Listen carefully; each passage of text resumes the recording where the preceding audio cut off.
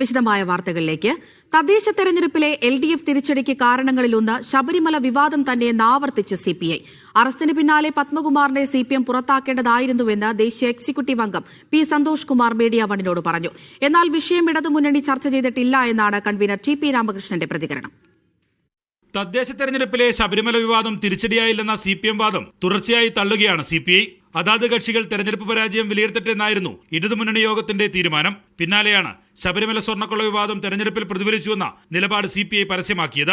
ആരോപണം ഉയർന്നതിന് പിന്നാലെ A. പത്മകുമാറിനെ CPM പുറത്താക്കാത്തത് തിരിച്ചടിയുടെ ആഴം കൂട്ടിയെന്നാണ് CPI വിലയിരുത്തൽ. ജനാധിപത്യ മുന്നണിയെ ദോഷകരമായി ബാധിച്ച ഘടകങ്ങൾ എന്തെല്ലാമായിരിക്കുമെന്ന് നമ്മളൊരു പരിശോധന നടത്തുമ്പോൾ ശബരിമലയുമായി ബന്ധപ്പെട്ട വിവാദങ്ങൾ ബാധിച്ചിട്ടുണ്ട് എന്ന് തന്നെയാണ് ഞങ്ങൾ മനസ്സിലാക്കുന്നത്. ജനമനസ്സിനകത്ത് ഒരു ഇടതുപക്ഷ ജനാധിപത്യ മുന്നണിക്കെതിരായ ഒരു വികാരം ഉണ്ടാക്കുന്നതിൽ അതൊരു പങ്ക് വഹിച്ചു എന്ന് പറയുന്നത് ഒരു വസ്തുതയാണ്. എന്നാൽ പരാജയ കാരണം അതത് പാർട്ടികൾ ചർച്ച ചെയ്ത ശേഷം വിലയിരുത്താമെന്നാണ് ഇടതുമുന്നണി കൺവീനർ ആവർത്തിച്ചത്. ഇടതുപക്ഷ ജനാധിപത്യ മുന്നണി ഈ തെരഞ്ഞെടുപ്പിന്റെ ഫലവുമായി ബന്ധപ്പെട്ട വിശദമായ പരിശോധനയിലേക്ക് പോയിട്ടില്ല. അങ്ങനെ ഒരു പരിശോധനയിലേക്ക് ഇടതുപക്ഷ ജനാധിപത്യ മുന്നണി പോകണം എന്ന് തീരുമാനിച്ചിട്ടുണ്ട്. എല്ലാ പാർട്ടികളും തെരഞ്ഞെടുപ്പുമായി ബന്ധപ്പെട്ട അവരുടെ അനുഭവങ്ങൾ വെച്ച് പരിശോധന നടത്തി വരികയാണ്. വെള്ളാപ്പള്ളിയുടെ മുസ്ലിം വിരുദ്ധ പ്രചാരണം സമുദായ സൗഹാർദ്ദത്തിന് പ്രശ്നങ്ങൾ ഉണ്ടാക്കിയതായും CPI വിലയിരുത്തിയിട്ടുണ്ട്. പരസ്യ പ്രതികരണത്തിന് തയ്യാറല്ലെങ്കിലും LDFിലെ മറ്റു ചില ഘടകകക്ഷികൾക്കും CPI നിലപാടിനോട് യോജിപ്പുണ്ട്. ശബരിമല വിവാദങ്ങളിലും ന്യൂനപക്ഷ വിഭാഗങ്ങളിൽ നിന്നേറ്റ തിരിച്ചടിയിലും CPM സ്വയം വിമർശനത്തിന് തയ്യാറാകുമോ എന്നാണ് ഇനി അറിയേണ്ടത്. Media one, Thiruvananthapuram. അയ്യപ്പ ഭക്തിഗാനം കൊണ്ട് CPM പാരഡി ഗാനം ഇറക്കിയിട്ടുണ്ടെന്ന് VD സതീശൻ. ഇത് കേരളത്തിലെ ആദ്യ പാരഡി ഗാനമാണോ എന്നും BJPയെക്കാളും കഷ്ടമാണ് CPM എന്നും സതീശൻ പറഞ്ഞു. സ്വർണം കക്കുന്നത് അയ്യപ്പ നിന്നയല്ലേ എന്നും സതീശൻ ചോദിച്ചു. ഈ ഒരു ഗാനം പാരഡി ഗാനം കേരളത്തിൽ ആദ്യമായിട്ടാണ്. ഈ പാരഡി ഗാനം പാടിയതിൻ്റെ പേരിൽ ആ പാട്ട് എഴുതിയവർക്കും ട്യൂൺ ചെയ്തവർക്കും കേസെടുക്കാൻ പോവാണെന്ന് പറഞ്ഞു പോലീസ്. ഇതെന്താണ്, ഇത് BJPക്കാർ ഇതിനേക്കാൾ ഭേദമുള്ള അതേപോലെയല്ലേ ചെയ്യുന്നത്? എന്താ ഇപ്പം ഇത്രയും നൊന്തത്? പത്തനംതിട്ടയിലെ ജില്ലാ സെക്രട്ടറി രാജു എബ്രഹാം CPMൻ്റെ പറയുന്നത്, എൻ്റെ സ്നേഹിതനാണ്, അദ്ദേഹം പറയുന്നത് ഇത് വിശ്വാസികളെ വേദനിപ്പിച്ചു എന്നാണ്. ഈ രാജു എബ്രഹാം ആരുടെ തോളിൽ കൈയിട്ടുകൊണ്ടാണ് നിൽക്കുന്നത്? വിശ്വാസികളെ വേദനിപ്പിച്ച അയ്യപ്പൻ്റെ സ്വർണം കവർന്നെടുത്ത് ജയിലിൽ കിടക്കുന്ന പത്മകുമാറിൻ്റെ തോളിൽ കൈയിട്ടുകൊണ്ടാണ് രാജു എബ്രഹാം നിൽക്കുന്നത്. കേരള കോൺഗ്രസ് മാണി ഗ്രൂപ്പിനെ UDFിലേക്ക് എടുക്കേണ്ട എന്ന നിലപാട് ശക്തമാക്കി ജോസഫ് വിഭാഗം. അടിത്തറ നഷ്ടപ്പെട്ടവരെ മുന്നണിയിലെടുക്കേണ്ട എന്ന് PJ ജോസഫ് പറഞ്ഞു. ജോസ് കെ മാണിയുടെ മുന്നണി പ്രവേശനം എതിർക്കുന്നത് പ്രായോഗികത പരിഗണിച്ചാണെന്ന് അപ്പു ജോസഫ് മീഡിയ വണ്ണിനോട്. ജോസ് കെ മാണിയുടെ കുരുവി പരാമർശത്തോടെയാണ് കടുത്ത നിലപാടിലേക്ക് PJ ജോസഫ് കടന്നത്. മാണി വിഭാഗത്തെ മുന്നണിയിലേക്ക് സ്വാഗതം ചെയ്യുന്ന നിലപാട് ആവർത്തിക്കുന്നതിൽ അതൃപ്തി രൂക്ഷമാണ്. വിഷയം ആദ്യം ചർച്ച ചെയ്യേണ്ടത് മുന്നണിക്കുള്ളിലാണെന്നാണ് ജോസഫിന്റെ നിലപാട്. അങ്ങനെ എന്തെങ്കിലും ചർച്ച നടക്കുന്നതായിട്ട് എനിക്കറിവില്ല. അങ്ങനെ എന്തെങ്കിലും ചർച്ച ഉണ്ടെങ്കിൽ UDFിലാണ് അദ്ദേഹം ചർച്ച ചെയ്യേണ്ടത്. അങ്ങനെ ചർച്ച ചെയ്ത് ഇവർ നടന്നിട്ടില്ല. ജോസ് കെ മാണി എത്തിയാൽ മുന്നണിയിൽ പൊട്ടിത്തെറി ഉണ്ടാകുമെന്ന് അപ്പു ജോസഫിന്റെ മുന്നറിയിപ്പ്. പ്രായോഗിക രാഷ്ട്രീയത്തിൽ ഇവർ വരുന്നത് തീർച്ചയായിട്ടും മുന്നണിക്കുള്ളിൽ വലിയ പൊട്ടിത്തെറികൾ ഉണ്ടാക്കും എന്നുള്ളത് കൊണ്ടാണ് ഇത് മോൻസ് ജോസഫും PJ ജോസഫൊക്കെ ഈ വ്യക്തമാക്കുന്നത്. ഇതോടെ നിലപാട് മയപ്പെടുത്തുകയാണ് കോൺഗ്രസ് നേതൃത്വം. UDFിൽ അത്തരം ഒരു ചർച്ചകളേ നടന്നിട്ടില്ല മുന്നണി വികസനം സംബന്ധിച്ചൊന്നും. അത് UDF ഔപചാരികമായി കൂടിയിട്ട് അവർ തീരുമാനിക്കും. അതേസമയം കോട്ടയം അതിരമ്പുഴയിൽ കോൺഗ്രസ് കാലുവാരിയെന്ന ആരോപണവുമായി ജോസഫ് വിഭാഗത്തിന്റെ ജില്ലാ സെക്രട്ടറി രംഗത്ത് വന്നു. വിവാദങ്ങളിൽ ഇനി നിലപാടെടുക്കേണ്ടത് UDF നേതൃത്വമാണ്. Media one, Idukki. Kochi corporation mayor പദവിക്കായി ലത്തീൻ സഭയുടെ സമ്മർദ്ദം. ലത്തീൻ സമുദായത്തിൽ നിന്നുള്ളയാളെ മേയറാക്കണമെന്ന് സഭ കോൺഗ്രസ് നേതൃത്വത്തോട് ആവശ്യപ്പെട്ടു.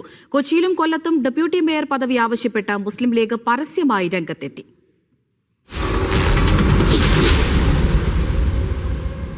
Palarivattom councillor VK Minimol, fort Kochi councillor Shiny Mathew എന്നിവരിൽ ഒരാളെ മേയറാക്കണമെന്നാണ് ലത്തീൻ സഭയുടെ ആവശ്യം. ഈ രണ്ടുപേരിൽ മഹിളാ കോൺഗ്രസ് സംസ്ഥാന വൈസ് പ്രസിഡന്റ് VK മിനിമോൾക്കാണ് പാർട്ടി സീനിയോറിറ്റി. കൊച്ചി, ആലപ്പുഴ, വരാപ്പുഴ എന്നീ പ്രബലമായ ലത്തീൻ രൂപതകളുടെ സാന്നിധ്യമുള്ള നിർണായക സാന്നിധ്യമുള്ള ഒരു പ്രദേശമാണ് കൊച്ചിൻ കോർപ്പറേഷൻ. കോർപ്പറേഷനിലെ 76 ഡിവിഷനുകളിൽ 46 ഡിവിഷൻസിൽ നിന്നും UDF വിജയിച്ചു. അതിൽ 18 ഡിവിഷനുകളിൽ ലത്തീൻ സമുദായങ്ങളാണ് വിജയിച്ചിരിക്കുന്നത്. ഏകദേശം 39%. KPCC general secretary Deepthi Mary വർഗീസും മേയർ സാധ്യതാ പട്ടികയിലുണ്ട്. സാമുദായിക പരിഗണന ഇല്ലെങ്കിൽ ദീപ്തിക്കാണ് സാധ്യത കൂടുതൽ. എന്നാൽ UDFന്റെ പ്രധാന വോട്ട് ബാങ്കായ ലത്തീൻ സഭയെ അവഗണിക്കാൻ കോൺഗ്രസ് തയ്യാറാകില്ലെന്നാണ് സൂചന. കൊച്ചിയിലും കൊല്ലത്തും ഡെപ്യൂട്ടി മേയർ പദവി വേണമെന്ന ആവശ്യവുമായി മുസ്ലിം ലീഗ് പരസ്യമായി രംഗത്തെത്തി. സാമൂഹിക നീതിയുടെയും പ്രാതിനിധ്യത്തിന്റെയും പ്രശ്നമായാണ് ലീഗ് ഇത് ഉന്നയിക്കുന്നത്. 2015 ഡെപ്യൂട്ടി മേയർ സ്ഥാനത്തേക്ക് മുസ്ലിം ലീഗിൻ്റെ ഇപ്പോഴത്തെ TK അഷ്റഫ് തന്നെയാണ് മത്സരിച്ചത്. അപ്പോൾ ആ ക്ലെയിം ഓൾറെഡി ഉണ്ട്. അത് എല്ലാ ഫാക്ടേഴ്സും നോക്കിയിട്ടാണ് ചെയ്യുന്നത്. ഞങ്ങൾക്ക് അത് UDFന്റെ ജില്ലാ നേതൃത്വത്തിലും സംസ്ഥാന നേതൃത്വത്തിലും ഇരുന്നുകൊണ്ട് ഇത്തരം വിഷയങ്ങളൊക്കെ വളരെ കോഡിയലായിട്ട് അതിനുള്ള കൺക്ലൂഷനിലെത്താൻ ഞങ്ങൾക്ക് കഴിയും എന്നുള്ള നല്ല വിശ്വാസമുണ്ട്. തദ്ദേശ സ്ഥാപനങ്ങളുടെ അധ്യക്ഷന്മാരെ തെരഞ്ഞെടുക്കാനുള്ള കോൺഗ്രസ് മാനദണ്ഡം ഉടൻ പ്രഖ്യാപിക്കും. UDF കക്ഷികൾക്കിടയിൽ പദവികൾ പങ്കിടുന്നതിന്റെ മാനദണ്ഡവും ഉടൻ തീരുമാനിക്കും. മീഡിയ 1 കൊച്ചി.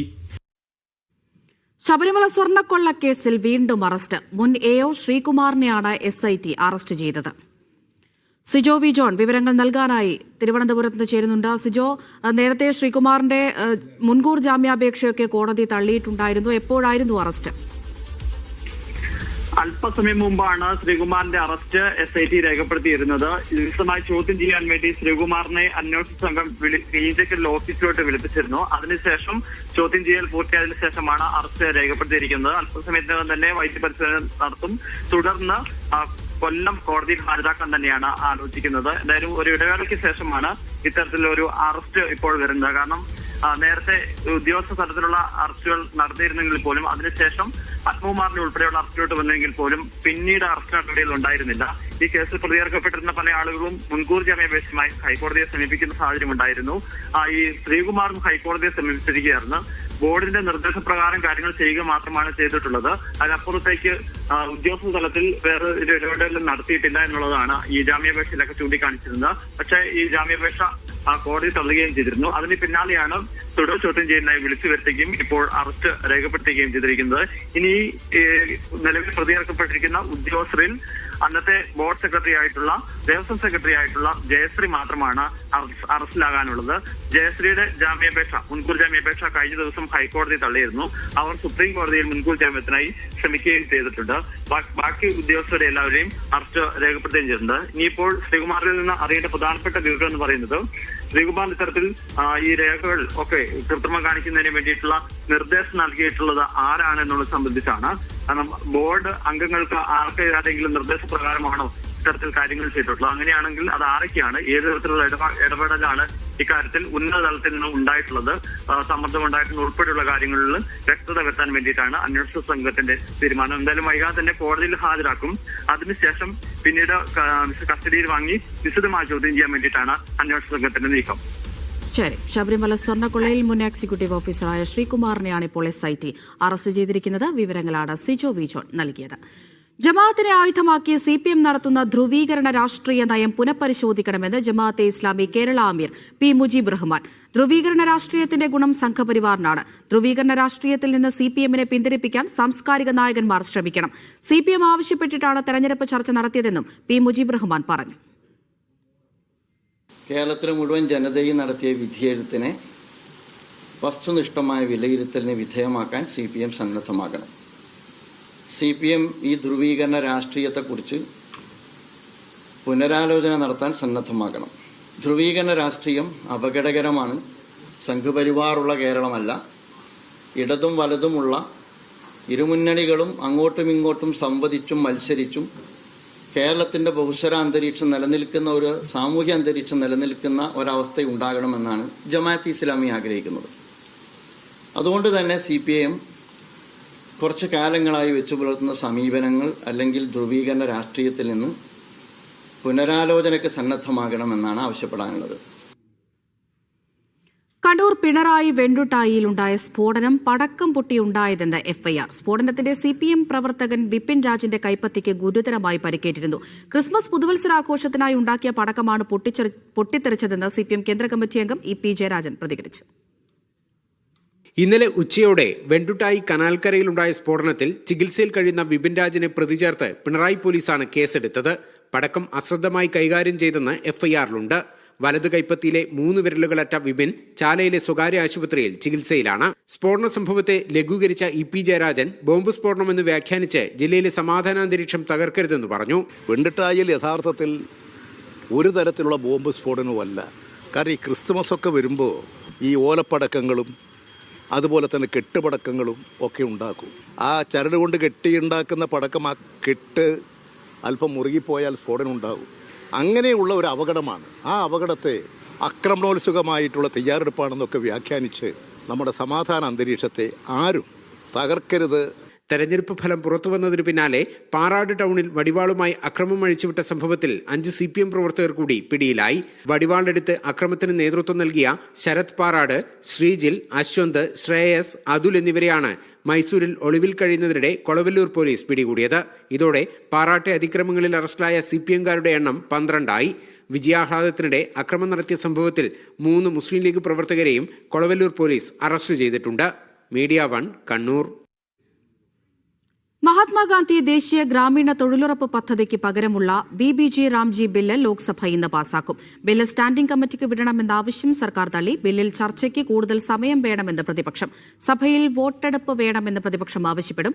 ബില്ലിനെതിരെ രാജ്യവ്യാപകമായി കോൺഗ്രസ് പ്രതിഷേധിച്ചു. ലോക്സഭയിൽ ആണവോർജ്ജ ഭേദഗതി ബില്ലിലെ ചർച്ചകൾ പുരോഗമിക്കുകയാണ്. സജു തോമസ് വിവരങ്ങൾ നൽകാറായി ഡൽഹിയിൽ നിന്ന് ചേരുന്നുണ്ട്. സജു, ഈ ബില്ല് സ്റ്റാൻഡിംഗ് കമ്മിറ്റിക്ക് വിടണമെന്നുള്ളൊരു ആവശ്യം, അതുപോലെ തന്നെ ചർച്ചയ്ക്ക് കൂടുതൽ സമയം വേണമെന്നുള്ള ആവശ്യമൊക്കെ പ്രതിപക്ഷം മുന്നോട്ട് വയ്ക്കുന്നുണ്ട്. എന്താണ് സർക്കാരിന്റെ നിലപാട്?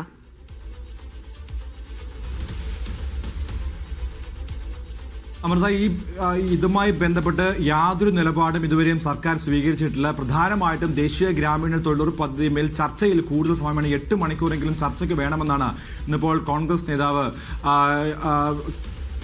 KC വേണുഗോപാൽ ഇന്നിപ്പോൾ ലോക്സഭയിൽ ആവശ്യപ്പെട്ടിരിക്കുന്നത്. പക്ഷേ അത് അംഗീകരിക്കാൻ തയ്യാറായിട്ടില്ല.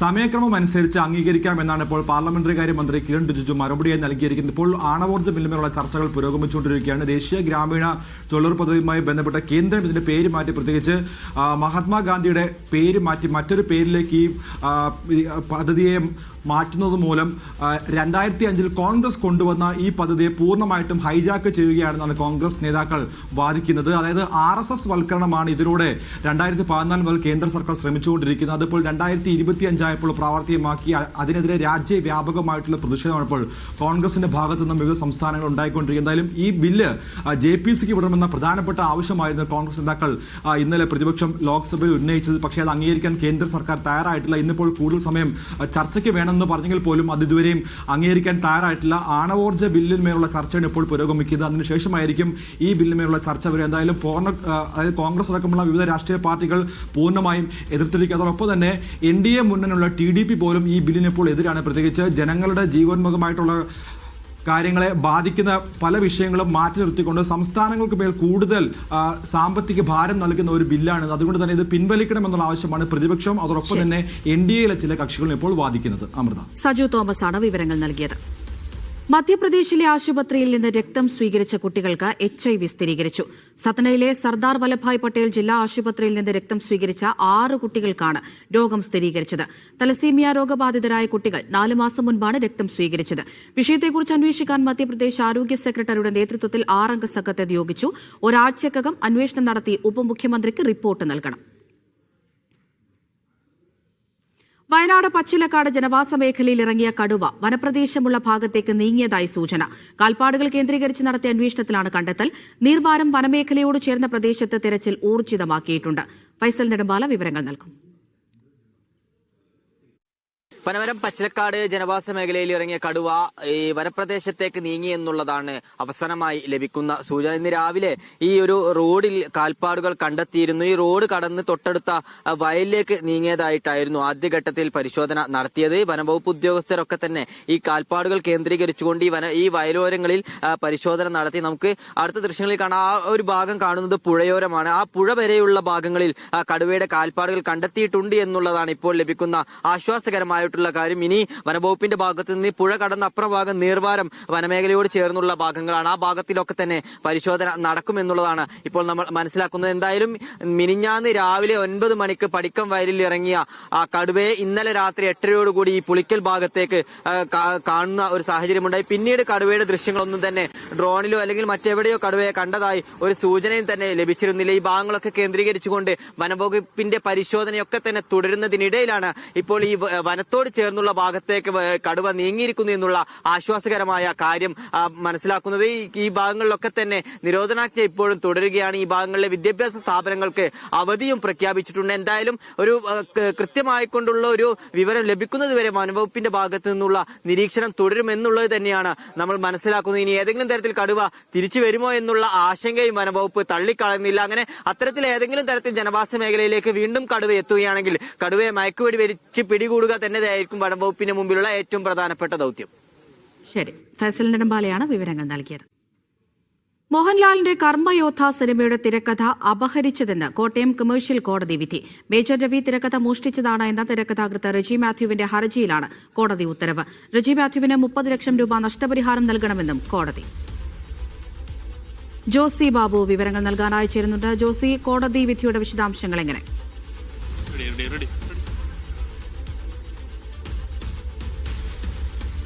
അമൃത, മോഹൻലാലിന്റെ കർമ്മയോദ്ധ സിനിമയുടെ തിരക്കഥ അപഹരിച്ചതാണെന്ന പരാതിയിലാണ് ഇപ്പോൾ കോട്ടയം കൊമേഴ്ഷ്യൽ കോടതിയുടെ ഉത്തരവ്. മേജർ രവി തിരക്കഥ മോഷ്ടിച്ചാണ് സിനിമ പുറത്തിറക്കിയതെന്നാണ് ഇപ്പോൾ കോടതി ഉത്തരവിൽ പറയുന്നത്. അത് റെജി മാത്യു എന്ന തിരക്കഥാകൃത്തിന് 30 ലക്ഷം രൂപ നഷ്ടപരിഹാരം ഇദ്ദേഹം നൽകണമെന്നും ഈ കോടതി ഉത്തരവിലുണ്ട്. അതായത് റെജി മാത്യുവിന്റെ പരാതിയിൽ പറയുന്നത് തന്നോട് കഥ എഴുതാൻ ആവശ്യപ്പെട്ടു. പിന്നീട് തിരക്കഥ മറ്റൊരാളെ കൊണ്ട് എഴുതിച്ച് താൻ അറിയാതെ സിനിമ പുറത്തിറങ്ങി. തൻ്റെ ഏറെ നാളത്തെ കരിയറും അതോടൊപ്പം സമയവുമൊക്കെയും ഈ സിനിമയുമായി ബന്ധപ്പെട്ടുകൊണ്ട് നഷ്ടപ്പെട്ടു. അതിന് തനിക്ക് നഷ്ടപരിഹാരം വേണമെന്നുള്ള ആവശ്യപ്പെട്ടുകൊണ്ടായിരുന്നു റെജി മാത്യുവിൻ്റെ ഹർജി. ആ ഹർജി പരിഗണിച്ചാണ് കോടതി റെജി മാത്യുവിന് 30 ലക്ഷം രൂപ നഷ്ടപരിഹാരം മേജർ രവി നൽകണമെന്ന ഉത്തരവ് ഇട്ടിരിക്കുന്നത്. ശരി ജോസി. ഡിജിറ്റൽ സാമ്പത്തിക തട്ടിപ്പ് നടത്തിയ കേസിൽ പിടിയിലായ ബിഗ് ബോസ് താരം ബ്ലെസ്ലിയെ റിമാൻഡ് ചെയ്തു. കോഴിക്കോട് കൊടുവള്ളി കേന്ദ്രീകരിച്ച് നടത്തിയ തട്ടിപ്പിലാണ് ബ്ലെസ്ലി കാക്കൂർ പോലീസിന്റെ പിടിയിലായത്.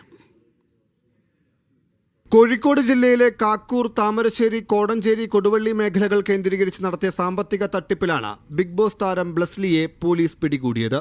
ജോലി വാഗ്ദാനം ചെയ്ത് ഓൺലൈൻ വഴി കോടികളുടെ തട്ടിപ്പ് നടത്തിയെന്നാണ് കേസ്. ഈ പരാതികളിൽ ക്രൈംബ്രാഞ്ച് അന്വേഷണം തുടരുകയാണ്. ക്രൈംബ്രാഞ്ച് സഹായത്തോടെ 12 പേരെ കാക്കൂർ പോലീസ് ഇതുവരെ അറസ്റ്റ് ചെയ്തു.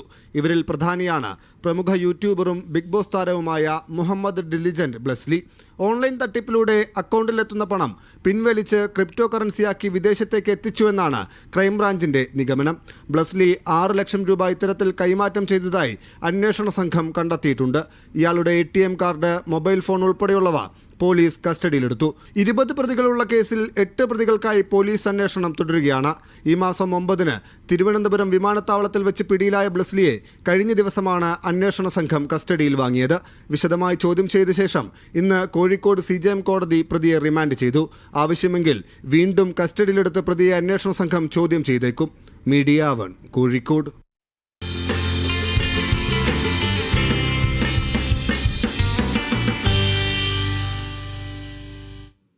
ദക്ഷിണാഫ്രിക്കയ്ക്കെതിരായ T20 ക്രിക്കറ്റ് പരമ്പര ലക്ഷ്യമിട്ട് ഇന്ത്യ ഇന്ന് 4ാം മത്സരത്തിനിറങ്ങും. ലക്നൌവിൽ രാത്രി 7 മണിക്കാണ് മത്സരം. 5 മത്സരങ്ങളുള്ള പരമ്പരയിൽ ഇന്ത്യ 2-1 മുന്നിലാണ്. ഇന്ത്യൻ ടീമിൽ മാറ്റങ്ങൾക്കും സാധ്യതയില്ല. വ്യക്തിപരമായ കാരണങ്ങളാൽ പിന്മാറിയ പേസർ ജസ്പ്രീത് ബുംറയും ഇന്ന് കളിച്ചേക്കില്ല. മലയാളി താരം സഞ്ജു സാംസണെ ഈ മത്സരത്തിലും പരിഗണിക്കാൻ സാധ്യതയില്ല എന്നാണ് റിപ്പോർട്ടുകൾ. ആഷസ് ക്രിക്കറ്റ് ടെസ്റ്റിൽ ആദ്യ ദിനത്തിലെ കളി അവസാനിച്ചപ്പോൾ ഓസ്ട്രേലിയ 8 വിക്കറ്റ് നഷ്ടത്തിൽ 326 റൺസ് നേടി. തുടക്കത്തിലെ തകർച്ചയ്ക്ക് ശേഷം കരകയറിയ ഓസീസിനായി അലക്സ് ക്യാരി സെഞ്ചുറിയുമായി തിളങ്ങി. സ്റ്റീവ് സ്മിത്തിന് പകരക്കാരനായി ടീമിലെത്തിയ ഉസ്മാൻ ഖവാജ അർദ്ധ സെഞ്ചുറി നേടി. ഇംഗ്ലണ്ടിനായി ജോഫ്ര ആർച്ചർ 3 വിക്കറ്റ് വീഴ്ത്തി.